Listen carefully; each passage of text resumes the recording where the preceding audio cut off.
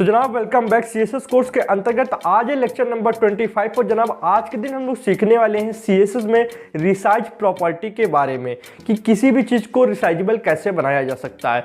तो आज की वीडियो को लास्ट तक देखिएगा। चलिए अपनी वीडियो को स्टार्ट करते हैं बिना समय गवाए। तो जनाब हम लोग आज के यहाँ पे कंप्यूटर की स्क्रीन पे जैसा मैंने वीडियो में बताया कि आज हम लोग सीएसएस के अंदर रिसाइज प्रॉपर्टी के बारे में जानने वाले हैं।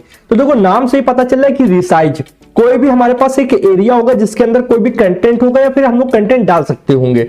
तो उस एरिया को जब हम लोग अपने हिसाब से रिसाइज कर पाए वही रिसाइज प्रॉपर्टी काम करती है। ठीक है, मान लो कि कोई एरिया है, कोई इनपुट टैग है जिसमें हम लोग अपने तरफ से कोई कंटेंट डाल रहे हैं तो यूजर उसको अपने हिसाब से रिसाइज कर सकता है, छोटा या बड़ा कर सकता है। ठीक है, और अगर पहले से कोई ऐसा एलिमेंट है जो इस चीज फंक्शन को दे रहा है तो अगर हम लोग उसको बंद करना चाहते हैं कि यूजर अपने हिसाब से रिसाइज ना कर पाए तो हम लोग रिसाइज प्रॉपर्टी का यूज करके उसको बंद भी कर सकते हैं। थोड़ा सा डाउट होगा हल्का सा, अभी सब क्लियर हो जाएगा। चलते हैं यहाँ पे विजुअल स्टूडियो कोड को खोल लेते हैं। वीडियो को बस आपको लास्ट तक देखना है, सब चीजें समझ में आ जाने वाली हैं। ठीक है, प्रैक्टिकल करने में क्या है ना, चीजें बिल्कुल डाउट क्लियर हो जाता है।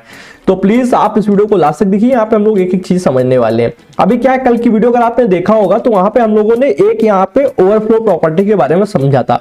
तो ओवरफ्लो प्रॉपर्टी आपको आनी चाहिए। इससे क्या है कि इससे आपका जो मैं आज रिसाइज प्रॉपर्टी बता रहा हूँ दोनों आपस में रिलेट करती हैं। कैसे रिलेट करती हूँ मैं आपको लास्ट में बताऊंगा। देख लो, अभी मैं इसको रन करता हूं। सबसे पहले ओपन विथ लाइव सर्वर करेंगे तो यहाँ पे किस तरीके का आ रहा है, इस तरीके का कुछ बन के आ रहा है जो मैंने कल आपको दिखाया था कि एक डिव बनाई थी, डिव के अंदर कंटेंट डाला था और देखिए इस तरीके से ओवरफ्लो की मदद से हम लोग कंटेंट को ऊपर नीचे कर पा रहे हैं। ठीक है, क्योंकि इसमें स्क्रॉल हो पा रहा है।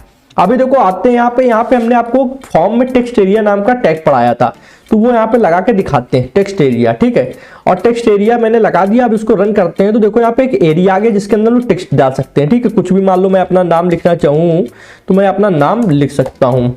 ओके, तो ये एरिया है जिसके अंदर यूजर इनपुट देगा। तो अगर मान लो काफी ज्यादा चीजें लिखनी है तो यूजर इसके साइज को अपने हिसाब से बढ़ा भी सकता है। देखो इस तरीके से साइज को उसने बढ़ा लिया। ठीक है, फिर अगर वो चाहे तो इसके साइज को और बढ़ा सकता है, इस तरीके से घटा या बढ़ा सकता है। देखो कितना बड़ा साइज हो गया। ठीक है, तो इस तरीके से यूजर इसके साइज को अपने हिसाब से छोटा बड़ा वर्टिकल करना है, हॉरिजॉन्टल करना है, किस तरीके करना है कर सकता है। देख सकते हो ये एरिया है जिसको मैं स्क्रॉल कर पा रहा हूं और इसको ऊपर नीचे जिस तरीके हॉरिजॉन्टली बड़ा करना है तो हॉरिजॉन्टली कर सकते हैं, वर्टिकली करना है तो ऐसे बड़ा कर सकते हैं। ठीक है, तो ये है टेक्स्ट एरिया प्रॉपर्टी। अब इसमें क्या है, इसमें रिसाइज ऑटोमेटिक हो पा रहा है।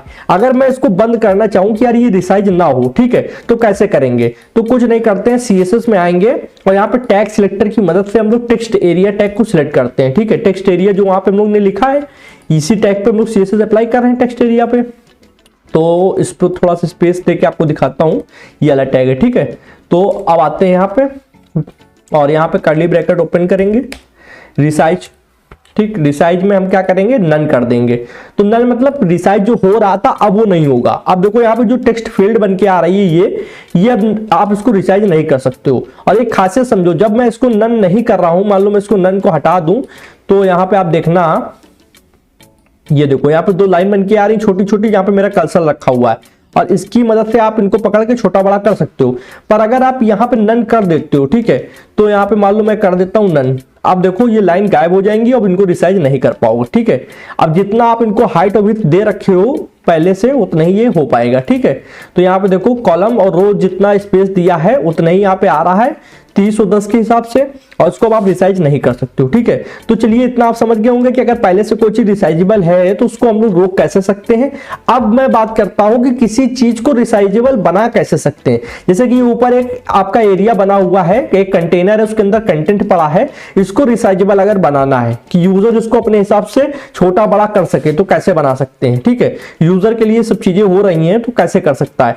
तो चलिए हम लोग टेक्स्ट एरिया को हटा लेते हैं और यहां से भी टेक्स्ट एरिया को हटा लेते हैं, कोई काम नहीं है इसका, तो इसको मैंने हटा दिया। ठीक है, अब क्या है कि ये हमारे पास एक डिव टैग है, मैं इसको व्यू करता हूं, वर्ड रैप करता हूं, ये डिव टैग है, उसके अंदर देखो इतना सारा कंटेंट पड़ा हुआ है डिव टैग के अंदर ये पूरा। तो इसको मुझको अभी रिसाइजेबल बनाना है। अभी ये देखो इसको छोटा बड़ा नहीं किया जा सकता है, ऊपर नीचे आप स्क्रॉल कर पा रहे हो पर छोटा बड़ा इसको नहीं कर सकते हो। ठीक है, तो इसको अगर रिसाइजेबल बनाना है तो आएंगे सीएसएस पे और यहीं पे ओवरफ्लो जब आपने यूज किया तो ओवरफ्लो के बाद आपको ये यूज करना है रिसाइज प्रॉपर्टी, और यहाँ पे सबसे पहले अगर हम लोग बोथ डाल दें, बोथ मतलब दोनों तरफ से, हॉरिजॉन्टली और वर्टिकली दोनों, ठीक है। तो अब इसको हॉरिजॉन्टली पहले बड़ा करते हैं, तो ये देखो हॉरिजॉन्टली बड़ा का हो रहा है, ठीक है, और इसको वर्टिकली भी बड़ा कर सकते हैं, देखो ये वर्टिकल हो गया, ठीक है। वर्टिकल मतलब लंबाई में, हॉरिजॉन्टल मतलब चौड़ाई में, ठीक है। तो इसको वर्टिकल और हॉरिजॉन्टल दोनों तरफ से अब यूजर इस डिव के कंटेनर को बड़ा या छोटा कर सकता है। तो ये रिसाइज प्रॉपर्टी जो है बहुत ही आपकी यूजफुल होती है यूजर के लिए। इससे क्या था कि अब वो जो कंटेनर इतना बड़ा आ रहा था उसको यूजर अपने हिसाब से बड़ा या छोटा कर सकता है, ठीक है। और जब ये बड़ा या छोटा होगा तो देखो स्क्रॉल जो आ रहा है यहाँ पे, स्क्रॉल करने का ऑप्शन ये अपने आप हट जाएगा। जैसे इसको आप बड़ा कर देते हो तो देखो ये हट गया, ठीक है। आप इसको वर्टिकल में भी कर सकते हो, हॉरिजॉन्टल भी कर सकते हो। अब आपने बोथ के बारे में समझ लिया। अब सिर्फ आप चाहते हो कि ये हॉरिजॉन्टल बड़ा हो पर वर्टिकल में ना हो, ठीक है। तो कुछ नहीं करेंगे, जहां आपने बोथ लिखा है वहां पे आएंगे और हॉरिजॉन्टल कर देंगे, ठीक है। मैंने यहाँ पे एच लिखा, हॉरिजॉन्टल लिख दिया, ठीक है। और यहाँ पे आते हैं, अब देखो ये हॉरिजॉन्टल मोड पे बड़ा होगा पर वर्टिकल पे बड़ा नहीं होगा। आप नीचे नहीं बड़ा कर सकते हो, चौड़ाई में बड़ा कर सकते हो, ठीक है। पर अगर आप चाहते हो कि हॉरिजॉन्टल नहीं चाहिए, सिर्फ वर्टिकल चाहिए, तो क्या करेंगे कि यहाँ पे हॉरिजॉन्टल हटा के वर्टिकल कर देंगे। वैसे ज्यादातर बोथ यूज किया जाता है। बोथ में क्या होता है, हॉरिजॉन्टल और वर्टिकल दोनों होते हैं। तो वर्टिकल लगा दिया। अब क्या है, अभी देखो लंबाई में सिर्फ बड़ा होगा, चौड़ाई में उसको बड़ा आप नहीं कर सकते हो, ओके। तो ये था हमारा रिसाइज प्रॉपर्टी। अब मैंने वीडियो की स्टार्टिंग में बताया था कि ओवरफ्लो लगाना जरूरी है। ओवरफ्लो और रिसाइज का एक खास रिश्ता है।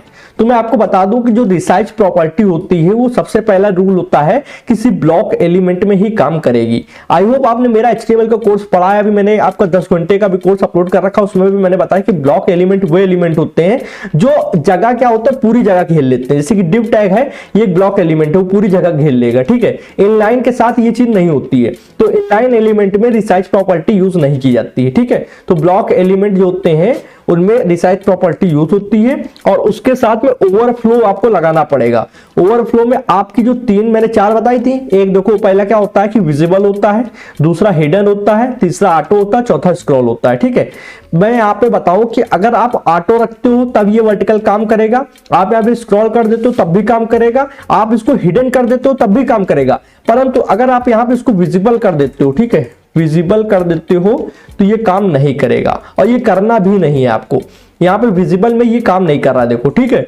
तो आपको विजिबल नहीं करना है। आपको ओवरफ्लो को 3 में रख सकते हो आप, या तो ऑटो में रख लो, ठीक है, या तो स्क्रॉल में रख लो, या तो हिडन में रख लो। सबसे बढ़िया होता है ऑटो। ऑटो में क्या होता है, वो अपने हिसाब से समझ लेता है कि उसको ऑटो में मतलब कितनी साइज में रखना है, एक्स एक्सिस पे रखना है कि वाई में रखना है, वो अपने हिसाब से सारा डिसीजन ले लेता है। तो सबसे बढ़िया ओवरफ्लो में ऑटो होता है। तो आप समझ चुके होंगे, आप जब भी रिसाइज प्रॉपर्टी का यूज करेंगे तो ओवरफ्लो प्रॉपर्टी आपको यूज करनी है। और ओवरफ्लो में 3 चीजें आप यूज कर सकते हो, ऑटो, हिडन या स्क्रॉल। चौथी जो विजिबल होती है, जो बाय डिफॉल्ट होती है, ठीक है, उसको आप यूज नहीं कर सकते हो। और रिसाइज आपका ब्लॉक एलिमेंट पे ही काम करता है। ब्लॉक एलिमेंट कौन कौन से होते हैं तो आपको मैं यहाँ पे एक बार लिस्ट दिखा देता हूँ, छोटी सी, बस कुछ नहीं करेंगे, यहाँ पे आएंगे और यहां पे हम लोग कर देते हैं कुछ नहीं, सिर्फ लिख देंगे ब्लॉक एलिमेंट। अगर आप बाई चांस भूल चुके हो HTML कोर्स पढ़ने के बाद तो मैं आपको यहां पे दिखा देता हूं। इंटर दबाऊंगा, ब्लॉक एलिमेंट्स नेम, इमेज पे जाएंगे, यहां पे HTML ब्लॉक एलिमेंट बोलना चाहिए, ठीक है। इसने CS उसमें क्या कहते हैं केमिस्ट्री में ले लिया, ठीक है। तो ये आपके ब्लॉक एलिमेंट है, ठीक है। यहाँ पे ये लिस्ट आ रही है, आप इस लिस्ट को देख लें, HTML ब्लॉक एलिमेंट्स, ये सारे नीचे आ रहे हैं पूरी list, okay. List of block level elements, ये जितने भी आप देख रहे हो, Canva, DD, div, DL, DT और फील्ड सेट, फुटर, फॉर्म, ये जितने भी टैग्स हैं, ये XYZ सारे टैग्स आपके टोटल आपके यहाँ पे ब्लॉक एलिमेंट्स हैं। और इनलाइन देखो नीचे दिया गया है, ये इनलाइन का है। आप इस वेबसाइट पे आ भी सकते हो, यहाँ पे आपको इनलाइन देखो ये सारे हैं, आप पढ़ सकते हो। स्पैन आपका इनलाइन में आता है और TT, time, text area, image tag, input tag, ये सारे इनलाइन में आते हैं। कोड टैग, ये सारे इनलाइन में आते हैं। और ये आपके ब्लॉक एलिमेंट्स। तो ब्लॉक में क्या होता है एलिमेंट और इनलाइन में क्या होता है, अगर आप इसमें डिफरेंस समझना चाहते हो तो मैंने HTML कोर्स की लिंक डिस्क्रिप्शन में दे दी है, जाओ उसको अच्छे से देखो, आपको वहां पे मैंने सब समझा रखा है। फिलहाल एक लाइन में अगर डिफरेंस बताएं तो ब्लॉक एलिमेंट देखो जगह कम लेते, ब्लॉक पूरी जगह ले लेते हैं। मतलब जैसे डिव टैग है तो वो पूरा 100% जगह घेर लेंगे, जबकि इनलाइन क्या होता है वो कम जगह में जितना कंटेंट होगा उस हिसाब से जगह लेंगे। पर ब्लॉक एलिमेंट क्या पूरी जगह घेर लेते हैं, ठीक है। तो ये आपको समझ में आ गया होगा। अगर वीडियो अच्छी लगी हो तो प्लीज आप लाइक कर दो। मेरी कोशिश यही रहती है कि एक वीडियो में मैं आपको कुछ भी ऐसा ना छोड़ूं जो आपको बाद में कहीं दूसरी जगह सर्च करना पड़े।